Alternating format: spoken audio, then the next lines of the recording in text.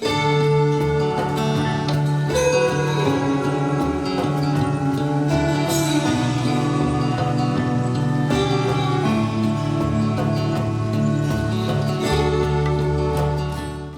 everybody, welcome back to Rickhouse Reviews. As always, it is Ryan. I am Doug.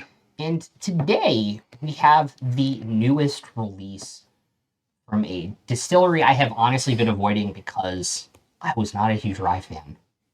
But today we review the Sagamore 10-year, their newest, oldest release from just up the road in Baltimore, Maryland.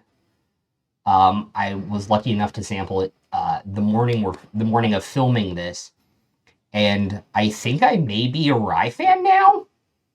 Took him long enough to become a rye.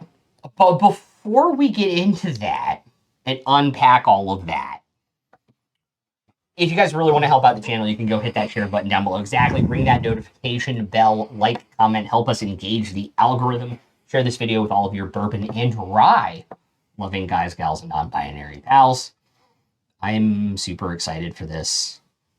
They take a lot of work in doing blends for these releases. They have a really cool process. They have a high rye bourbon coming out and a low rye coming out, which I think is super cool. And maybe getting my hands on those as well. So this is important. Would you like to tell the folks at home how we do this? We love reviewing our bourbons, and we love to do it with fashion.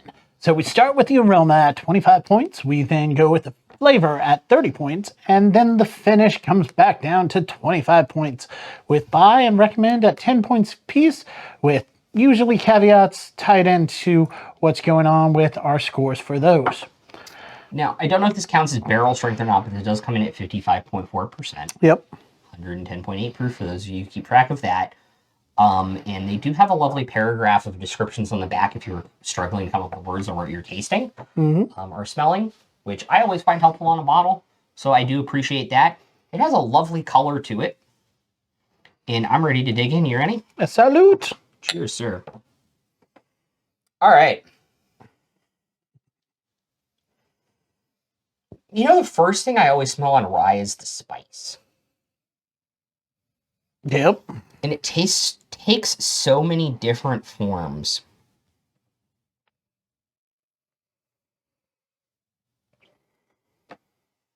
To me, it almost smells like,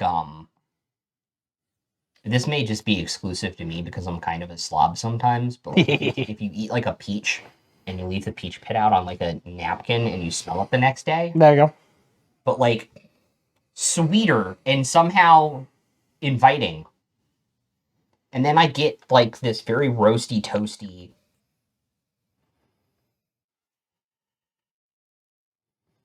I cannot describe the flavors other than mixed nuts. There you go. On it, what are you getting? I'm getting the creme brulee smell. I'm getting a little bit of like brulee sugar, but not a ton. But it does have this sweetness underneath everything to it that makes it welcoming. Yes.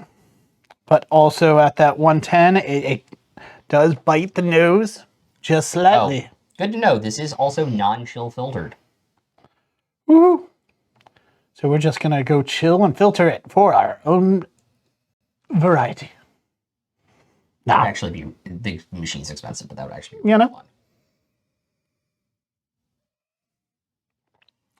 Well, I mean, poor man's method is... No, we're not talking about this. No. And we're back from that explanation that we just deleted. We do apologize for anyone who wanted the behind the scenes of... No. You know what? I taste the creme brulee more than I ever smelled it. I 100% do. And I get like this clover, like how clover flowers smell. I get that smell, but a taste. And then the finish is like this sweet caramel or almost burnt sugar with a little like white pepper. Okay. Okay.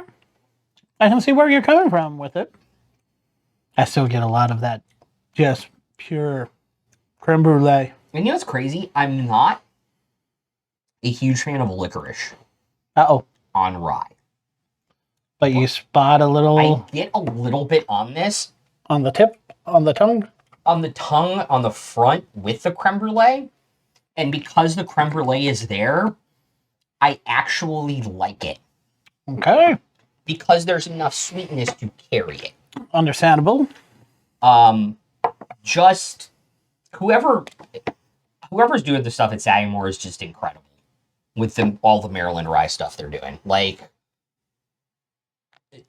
as a distillery, from what I have heard from other people who've enjoyed stuff, and now I've sampled a couple bottles, 10 out of 10 no notes for you guys. Like, just keep it up. Nicely done, guys.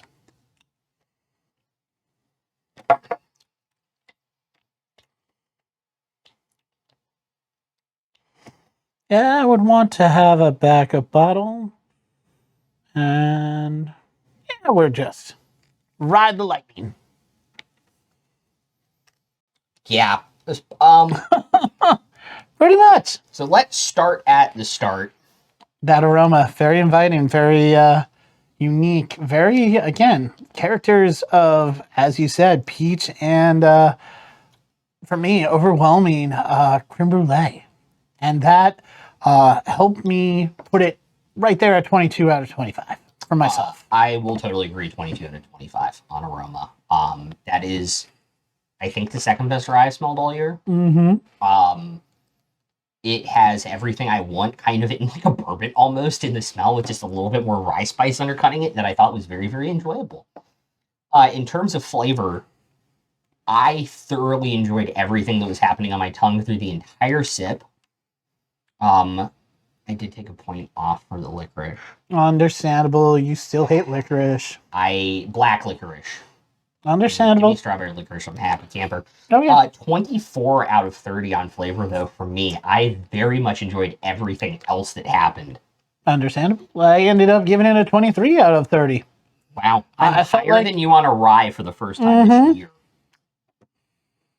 As far as the finish, I absolutely loved it, but I had to nick it just a point here and there because why not? 22 out of 25 was what I felt like it deserved. It was very good, it's very robust, but yeah, it just wasn't yet perfect. I'm trying to think of the words to describe it.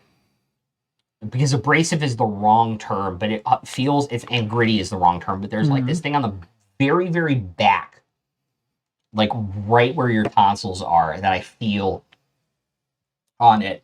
And I get like a strong rye spice back there. But everything else is oak and like bruleed sugar and like this wonderful like white pepper like cream sauce almost. Okay. That I really liked. I gave it a 21 out of 25. I took 2 points off for the other stuff, but I thoroughly thought that was very enjoyable. Buy, get, and recommend, just to get it out of the way. This We're is totally one of in sync on this. This is one of those other bottles that we've come across that are under the $100 mark that honestly got to pick up two if eligible. So buy it again. It's going to be at that 7 of 10. And recommend to everybody else. Again, under $100, you got to recommend this guy. It's a good, easygoing drinker. Now, the only problem is difficulty finding it. They did do a huge batch this year. It is not allocated in Virginia. It is sitting on shelves supposedly in Maryland and DC. If you can find a bottle, I'll get this review out soon so you guys can run out and grab one if you so choose. Excellent. Yep.